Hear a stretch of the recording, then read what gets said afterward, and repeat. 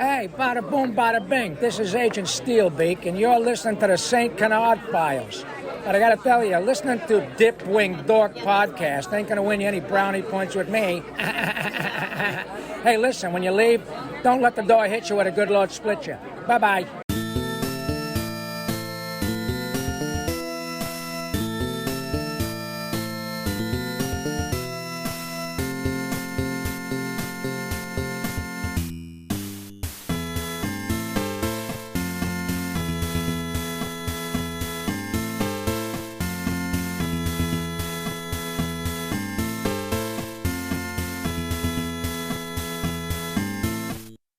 Well, I guess we're on Steelbeak's bad side now. Oh well, what do you... Welcome to the St. Canard Files, a Darkwing Duck podcast. I'm your host, Mike Russo, and... Tiffany Silverbraun. How's it going, Tiff? Pretty good. And I want to thank the legendary Rob Paulson for recording that intro for us. I was very honored to have written that, except for the last part of that. He made that up himself. Go Rob. And of course, thank you, Will, for setting it up for us. That was very, very cool. Nice. Anyway, here we are to talk about issue 9 of Boom's Darkwing Duck comic, the first issue of the brand new story arc, FOWL Disposition. Before we get there, we always do a little bit of pre-talk. And as many of you who listened to the last issue knew, we recorded that one while Tiffany was on vacation. And welcome back. I hope you had a good time. I did. Very fun. So discussing vacations made us think about something really relevant to this podcast, Disney. And it turns out me and you have been to Disney quite a lot. Yep. Years ago, on different coasts, you're right, yeah. Me and Will had this conversation about 2 years ago, so, we can repeat it. So you've been to Disneyland. I've been to Disney World. Have you ever been to Florida? I haven't even been to the state of Florida. And I've never been to the state of California. So I don't know Disneyland. You don't know Disney World. So I guess our experiences definitely are different. How often have you been to Disneyland?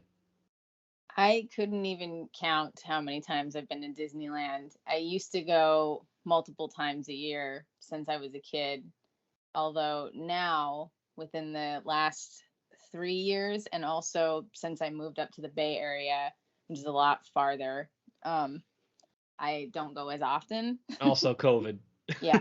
So yeah, because of that, I actually haven't gone at all in like 3 years, I guess. But before that, it was maybe once a year for 10 years.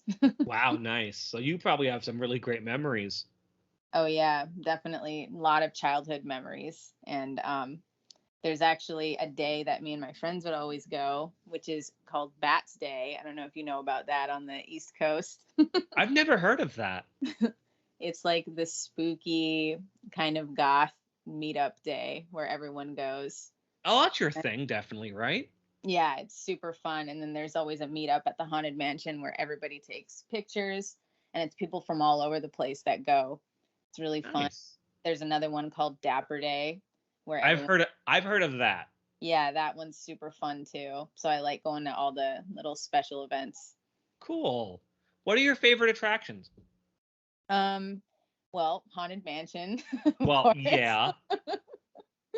I like Indiana Jones. I went there when it opened. That was fun. We don't have that one. Let's see. I like just in Disneyland, not California Adventure. It could be either. I actually love all the Fantasyland rides, although I know they're not thrill rides, so not as many people love them. They're lost. And of the thrill rides, I think I like the Matterhorn the best. I want to go on that so bad, but I know it's super rough. Yeah, it's pretty fun.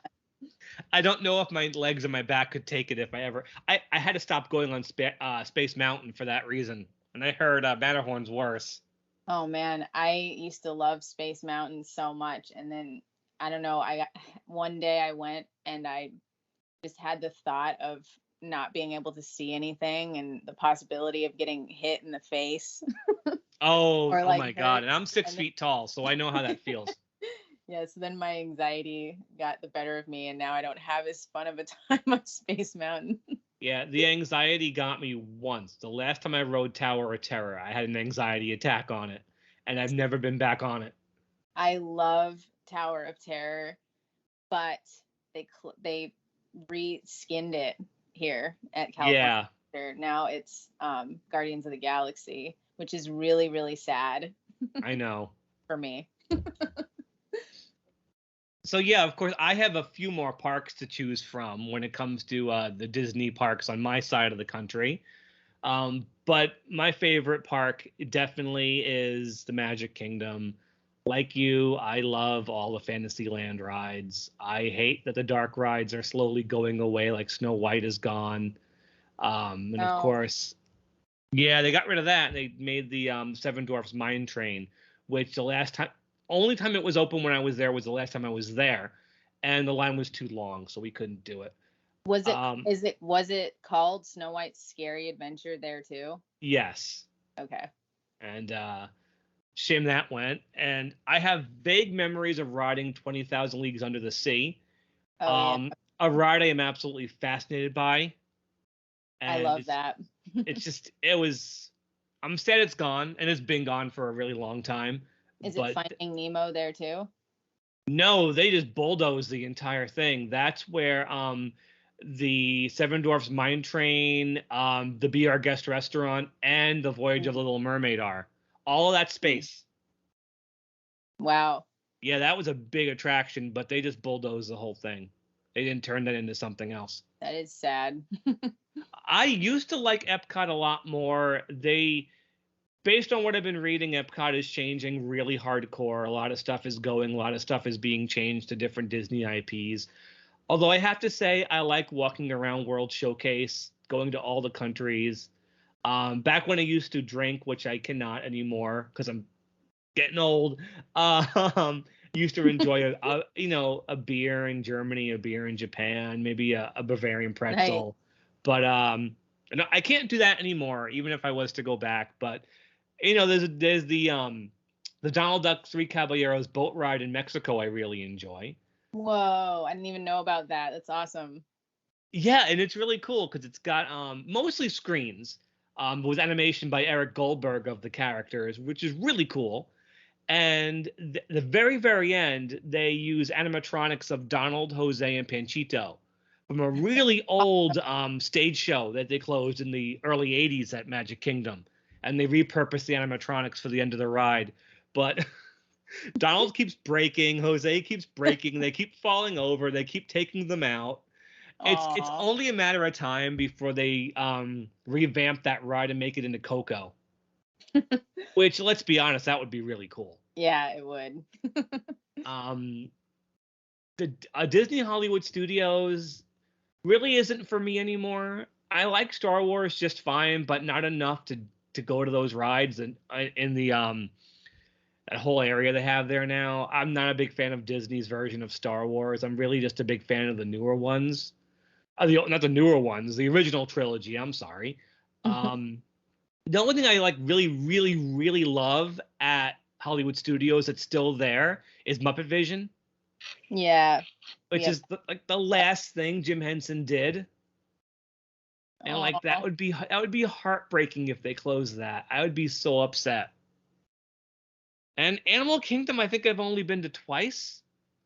Not a park for me. I think my daughter would get a kick out of it because she loves animals, but there isn't really much for me there. And honestly, the last time we went was in 2017, and Helena was 2.5. She doesn't remember it, but she did have a good time. Amazingly, we got her on the Pirates, and she was not scared. I was surprised. Nice. I was very surprised. And she wants to go, but between COVID, and it's not even COVID anymore. It's Disney's priced itself completely out of my price range, like ever since they've reopened since COVID, and the price is getting higher. You have to pay to park at the hotels now. They have paid Fast Pass, whatever that's called, Genie Plus, whatever it's called. Now you pay for the fast pass like per ride or something like that. Yeah. And it's, And the prices are skyrocketing. It's insane. I think even for people that are handicapped, it's not as accessible as it used to be. And I was telling you off mic before that I really feel like these prices, in addition to Disney being completely greedy, if the parks were cheaper, they would be so crowded they wouldn't even be manageable. I mean, Yeah. they're crowded even at these prices. If Disney doesn't keep raising prices, they'll just be too crowded to even go to. So I'm Yeah. not playing devil's advocate. I mean, I guess I am, but I kind of see why. But I also think they're just completely greedy at the same time. I mean, yeah, that's true. Because they could always just have a cap and just, you have to buy tickets in advance. And have you read about that Star Wars hotel? No. Oh, yeah, I did. $6,000 a night. Yeah. Yeah, that's, and it's like a specific 2-day stay. Like that's all you can do, and you can go to I don't even remember what the Star Wars section's even called. You can go there, and like the hotel doesn't have windows, and it doesn't sound fun. It sounds like a jail. And I mean, I don't have $6,000 to spend a night to go to any hotel. I haven't been to Disneyland since Star Wars Land opened. I can't believe we're sitting here talking about it, but neither of us remember what it's even called. That shows how little I care. I mean, I'm a pretty big Star Wars fan, and I would love to go, but yeah, it opens like right at the right before, yeah. Yeah. See, wrong time. I like Star Wars, but again, like I said, I don't like Disney Star Wars, and that's specifically what all the new stuff at the Disney parks are themed after. It's all themed after the new ones. I'm kind of one of those annoying Star Wars fans that is kind of like Star Wars can do no wrong. See, I'm the annoying Star Wars fan who only likes original Star Wars. So we're both annoying Star Wars fans. But when it comes to being an annoying Godzilla fan, I'm like, that's above and beyond. One day me and you will talk about it on mic. We definitely will. But okay, so yeah, we've established we do love Disney despite our misgivings with some things they do. I will always love the Disney parks, or at least what they were. I hope one day I get Helena back. She's been asking and asking and asking, but I just can't afford it, and it's a shame. There was a time I could afford it, and I was going a lot. It's just I can't fathom like being able to afford going now. It's just become a thing that they really are appealing to one demographic, and it's not me. Yeah, it's definitely become a thing that you have to save up for. It's a shame, but I'll always have my memories. Anyway, Disney's Darkwing Duck. That's why we're here tonight. See how I brought it back around? So, February of 2011, issue 9, the first part of the FOWL Disposition story arc. And let's talk about these two covers. What does cover A look like, Tiffany? It has a woman, and she's showing off a big portrait of a new version of Darkwing, which kind of looks like a version of him from Let's Get Respectable mixed with Lord Bravery from Freakazoid. But he doesn't have the frills, though. Yeah. Oh, Freakazoid, what a good show. Yeah, I love it. And then there's a silhouette of a businessman in front looking at it, and you see Darkwing looking shocked at the image. What is this cover and the beginning of the issue a parody of? Mad Men. Which I think was like relatively new at the time. I'm not even sure. I never watched it. Did you? Yeah, I watched it a little bit, but it was never a big thing for me. So meanwhile, the cover A is all right, but let's talk about cover B. Cover B is a wanted poster of Steelbeak. And it kind of looks like an old Wild West poster. It does, doesn't it? But it's cool. Yeah, and it says crimes, larceny, grand larceny, great grand larceny, dangerously suave, reward, something nice for your troubles. I love it. And of course, cover A was drawn by Silvani, and cover B was Sabrina Alberghetti.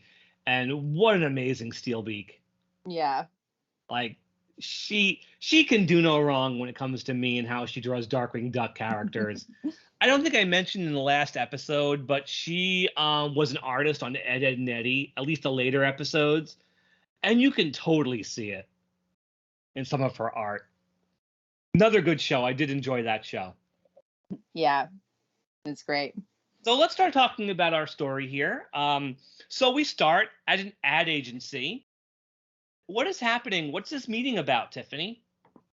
So it's a meeting about fixing Darkwing's image because of the events that happened in the last story arc of the multiple Darkwings. And the character that's talking about revamping him is named Duck Draper, just a Don Draper. There you go. And he's showing Darkwing an image for a campaign that has a family at a picnic, and they're all wearing Darkwing hats and masks. Yeah, because he says, meet the hero in all of us. And Darkwing is not happy. He doesn't want to see anybody else trying to be him. He just wants to be unique. Of course, yeah, it's Darkwing Duck. He gets up on an open window, starts, giving a speech, monologuing, talking about how great it is to be Darkwing Duck and how only he can be Darkwing. And then he slips out the window on a banana peel. And that's very Darkwing Duck.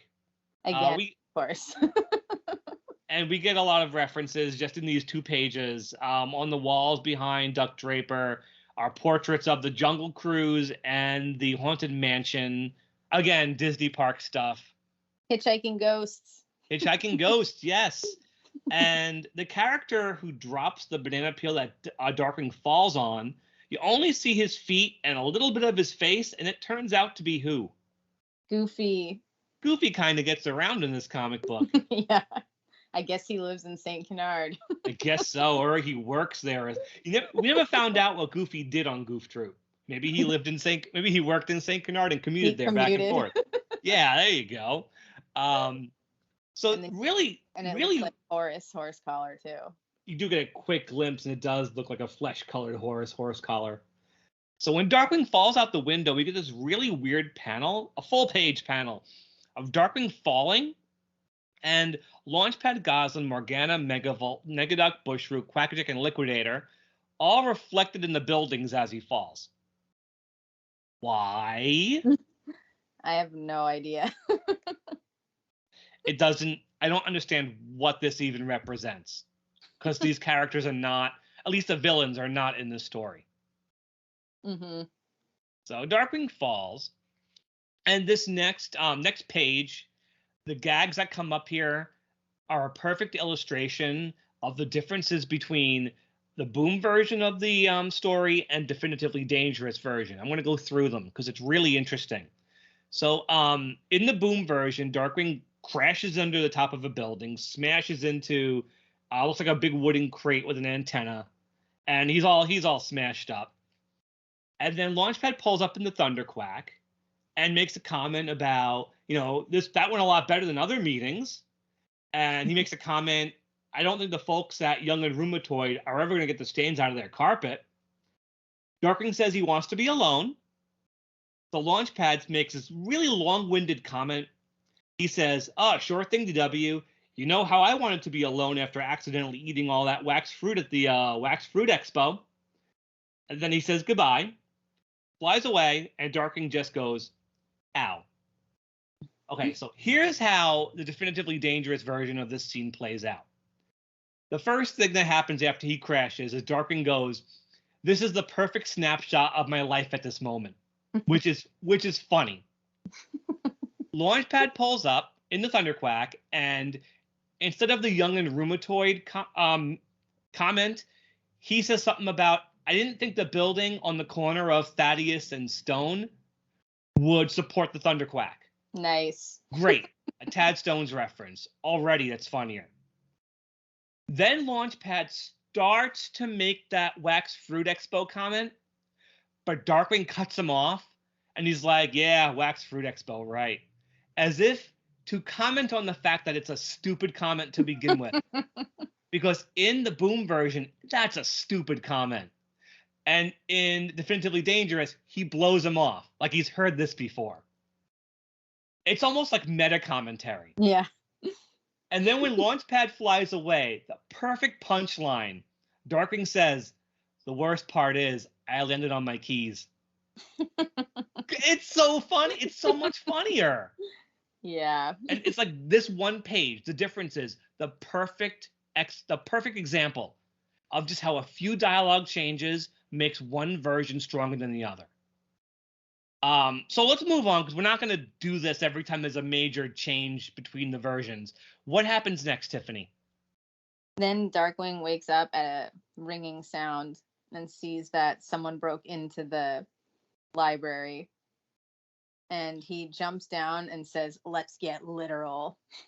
And the stone lion he jumps on is Lambert the sheepish lion. Love that. Very obscure, I think, Disney cartoon reference most people would not get now. Who's robbing the library? Steelbeak. It's Steelbeak, finally. Yeah. And he has a bunch of books in his hand and says, Darkwing Duck, you gotta help me. Or Dockwing. I can, at least in this issue, I can hear Rob Paulson saying most of this dialogue. Yeah. It gets harder and harder as the issues in the story arc go on, but at least for now, the dialogue, the voice acting would have to be a bit more nuanced, because Steelbeak says a lot in this issue, but I can still hear Rob saying it. So we're still in a good place with the story. I do like the timing. Steelbeak is standing there not saying something, clutching the books, and Darkwing he lowers the gas gun and says, "What now?" Yeah.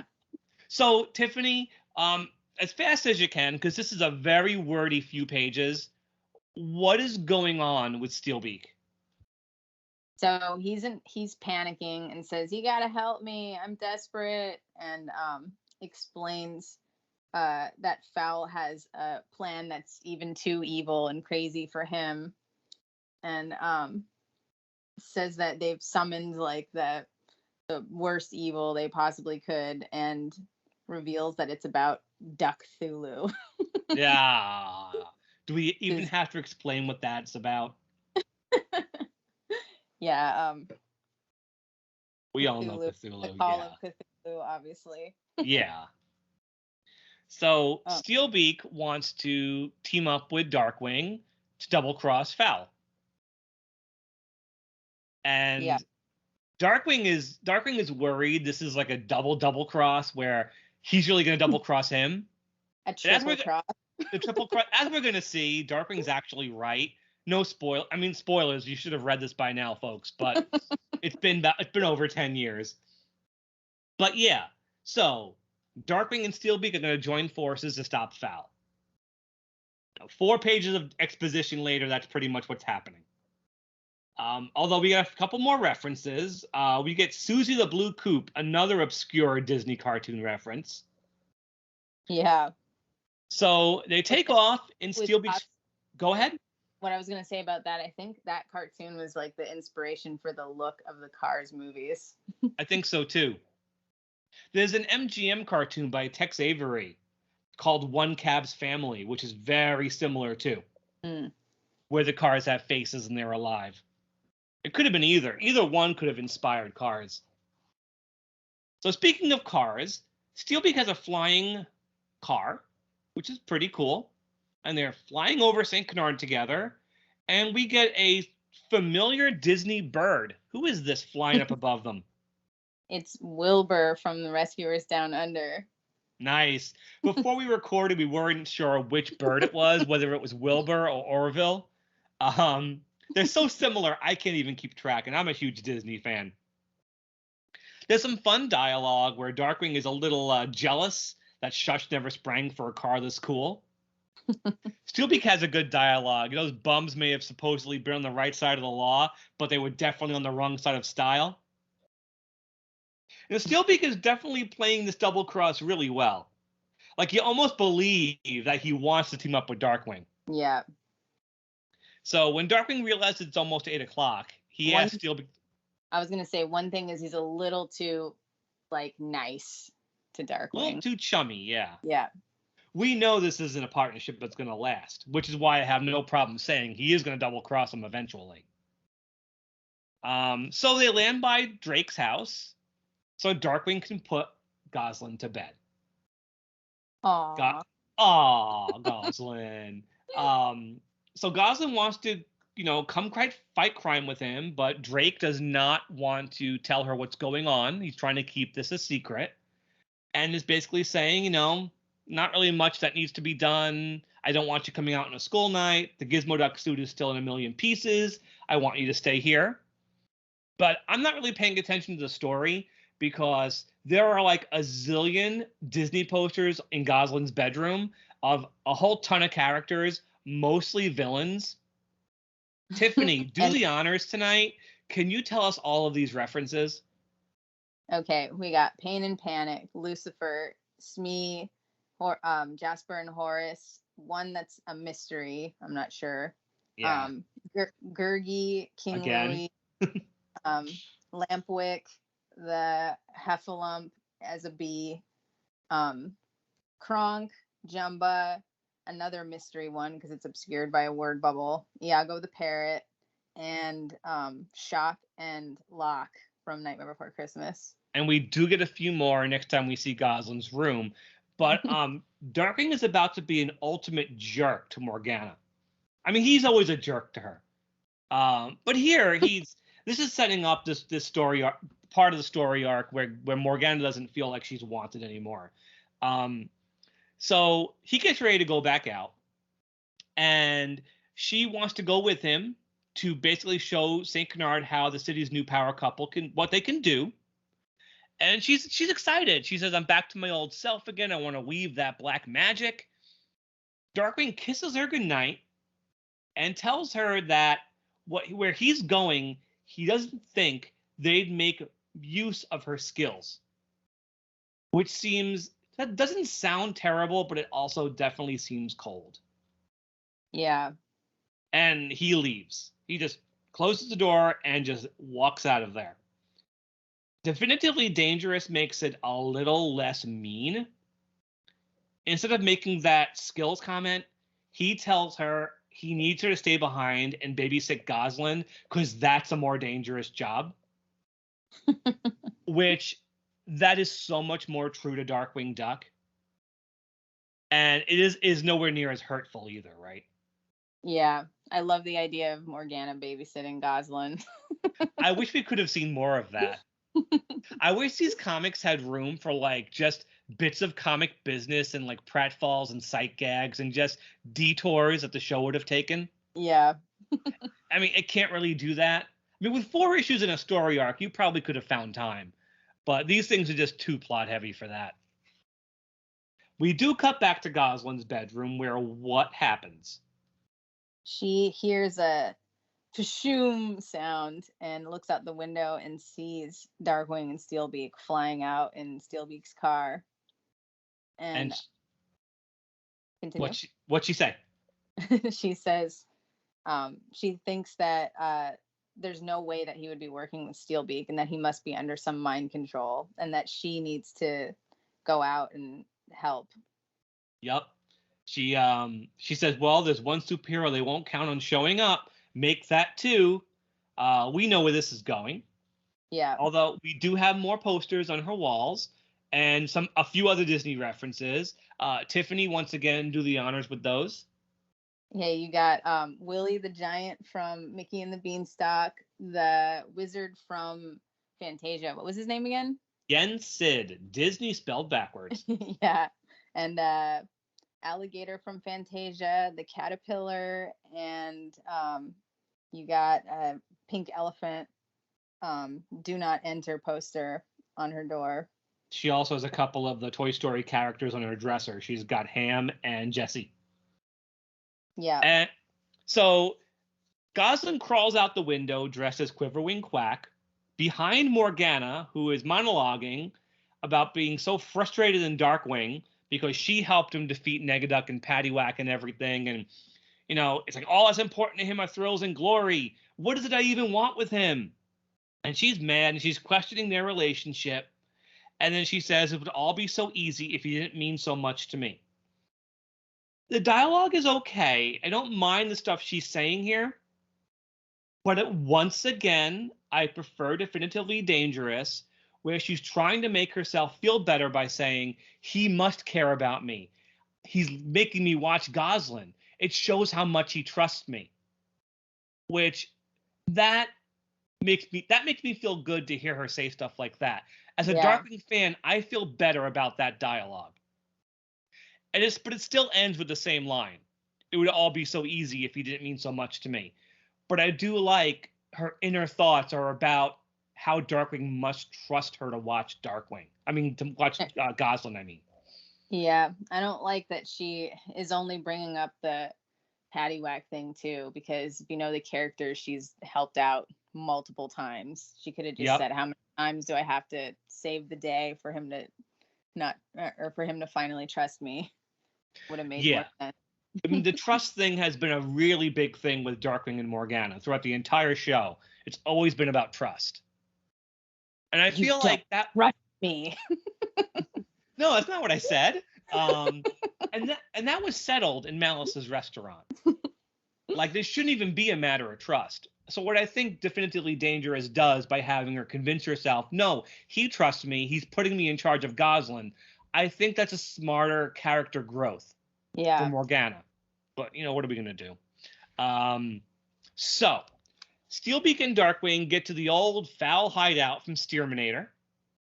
And they have to, sneak in because there could be guards.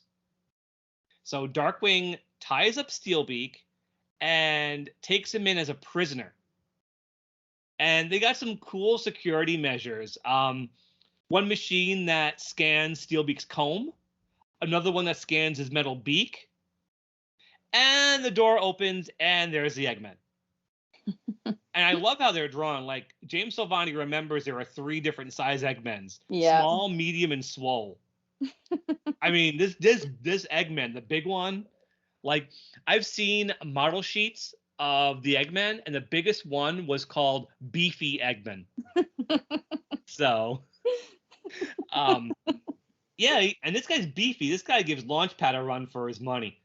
Yeah. So, cool action sequence here. You want to describe what happens, Tiff? So he says that he hasn't cracked some Eggmen in a while and wants to throw his gas gun up in the air and beat them up before the gas gun hits the ground. And you see him kick, punch, and chop, and it says, biff, bam, pow. Very Adam West Batman. Yeah, and he says, it's always a good sign when you make the classic sound effects. And then he says, and I see my stupendous sidearm has not hit, and then he's hit with it. Very minor dialogue change, which I do want to mention in Definitively Dangerous. He doesn't mention the sidearm. He's still talking about himself. And he goes, Darkwing, and then it falls on his head. Which is, again, I know I say this a lot, much more true to the show to have his announcement of his name get cut off by something like that. No intro in this issue, though. Yeah. So, Darkwing and Steelbeak end up in a room with lots of doors. All of a sudden, they open up, and they are surrounded by Eggmen. And they put up a pretty good facade that Steelbeak is his prisoner, and Darkwing captured him while he was walking in the park. Then Steelbeak thanks Darkwing. He says, "Nice work, pal." And the Eggmen are stupid, but they're not that stupid. Like, they're in cahoots. Steelbeak just told Darkwing, "Nice work, pal." And then Steelbeak says, "I was complimenting his hat." and the Eggman says, "That's not a nice hat." Darkwing's like, "Hey." And then we get a great one-page panel of what must be thousands of Eggmen Yeah. chasing them. Thousands of them. I like All these little helmets in the background. And I like how there's multiple beefy ones. A lot of beefy ones, yeah. I swear, I think these guys are cloned. Yeah, that's going to be a story arc someday. Yeah. Well, if stormtroopers are cloned, why can't the Eggmen be clones? It's funny. I don't think I ever said this on the air, but do you know who the Eggmen were supposed to be sidekicks to? Who? Not Steelbeak. Tuscarnini. Whoa, weird. Think about it, but it makes sense when you think about it. Who is the walrus? And who are the Eggmen? That's awesome. Cuckoo Kajoob, right? The whole intent was the walrus and the Eggmen, and they eventually became Steelbeak sidekicks instead. Which I think that makes more sense. I just can't picture it the other way around. Yeah, and I like the penguins. I like the penguins too much to have lost them. So as we wrap up, Darkwing and Steelbeak jump into Steelbeak's flying cars. The Eggmen give chase. They're flying around, and Steelbeak gets zapped right in the arm. Not badly, it just nicks him. Obviously, you're not going to see blood or anything. Yeah. But then Steelbeak passes out behind the wheel, and Darkwing has to drive. To be continued. That's where we leave off. I don't think this is a bad first issue for the story arc. I'm kind of okay with it. So what would you rate part 1 of FOWL Disposition? I actually am gonna give it a 3.5.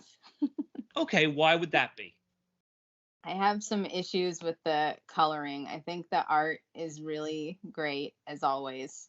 I Cool. think yeah, like I was saying before, the problem that James Silvani was having with Morgana is fixed in this. He figured out her beak. Yeah.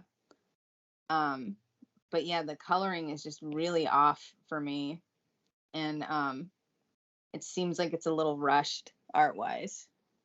I can't imagine how much work it takes to get a comic out every month. Yeah. Especially with how detailed Silvani makes it. Like, he doesn't have to draw all those references, but he does. Mm-hmm. So honestly, I think I'm going to give it a 4, only because I think this will be the most positive I am with any issue from the story arc. It begins to fall apart with the next issue, but this one is fine. If a little wordy, the first half has way too much exposition, but Steelbeak is still written okay. It's fun to see him. I can hear Rob Paulson in my head. The joke with him falling off the building and crashing into the other one is funny, especially the way they fixed it. And all that Eggman stuff toward the end is really great. And the art is as good as it always is. I mean, James Silvani's great. I mean, yeah, I can see the coloring problems that you have. Doesn't take away from the actual drawings, though. The drawings are still good. So I'll give it a 4. That's as high as I might get with the story arc. But I think this one starts off strong enough. I also I like that it's going in a H.P. Lovecraft direction. No, that's fine. That's fine. Yeah. I'm okay with that. For now, I'm okay with that. I don't like the way it eventually ends. I think it becomes very half-baked, very quick. But the concept is strong. I'm totally okay with where they're going right now. Yeah. Because it's easier to say that having read all of them. I think I was a lot more positive towards it when I had first read it, not knowing where it was going. But looking back, I know how this ends. But anyway, that's issue 9. So next week we'll be doing issue 10, obviously. Part 2 of FOWL Disposition. We'll see exactly what's going on with that. So yeah, I guess that's it for tonight. We got this one done in under a certain amount of time. Tiffany, before we go, is there anything you want to discuss, plug? How can people find you? Anything you want to get off your chest? Anything you want to talk about? Any other Disney stuff? No, I don't think so. What was the most recent Disney thing you watched? Most Ah. recent thing. Let's see. I watched so much of repeat stuff. I'm trying to think of what I watched new. Doesn't have to be new. Like the very last thing you watched. Doesn't matter how old it is and how often you've watched it. I think I watched Beauty and the Beast again with the girls. That's such a good movie. Mm-hmm. Yeah, for me, I was actually home from work today. I had to do some ultrasounds because, again, I'm getting old. And while I was waiting to go on to my doctor's appointment, I watched a first season episode of Ducktales I hadn't seen in a while. Send in the Clones. Have you seen that one? Nice. Yeah. I really see. I know some people are hard on the first season episodes of Ducktales because it's a little, it hasn't aged as well. It definitely seems very 80s. But I think Ducktales holds up fine. Yeah. I think it really does, especially compared to some of the other garbage that was airing back then. And I love that episode. It's for anybody who says DuckTales wasn't crazy and wacky early on, haven't seen that episode recently. Like, it's just crazy mistaken identity stuff the entire way through, and just it's a comedy of errors, and it's got more magic to dispel. DuckTales is stronger than people give it credit for, but I think people like to down on it now because of the new version of it. I think they're just completely different. They are completely different. I don't think it's really fair to hold one up against the other. Yeah. They do totally different things. That's kind of my problem with people's criticism of new versions of things, is that they're just comparing like one to one instead of seeing it as its own entity. We could have a whole conversation about reboots. We almost did. But we'll save it for another pre-talk. Maybe next time or the time after that, we'll talk about reboots. Maybe not DuckTales, but like other stuff, perhaps. So until then, we are the St. Canard Files, a Darkwing Duck podcast. You can find us on all podcast apps: Stitcher, Spotify, Google, iTunes, Facebook, Pandora, iHeartRadio, Pocket Cast, Radio Public, or watch us on YouTube. Where can they find you, Tiffany? I'm on YouTube as well, Radioactivity, Tiffany, not Tivity.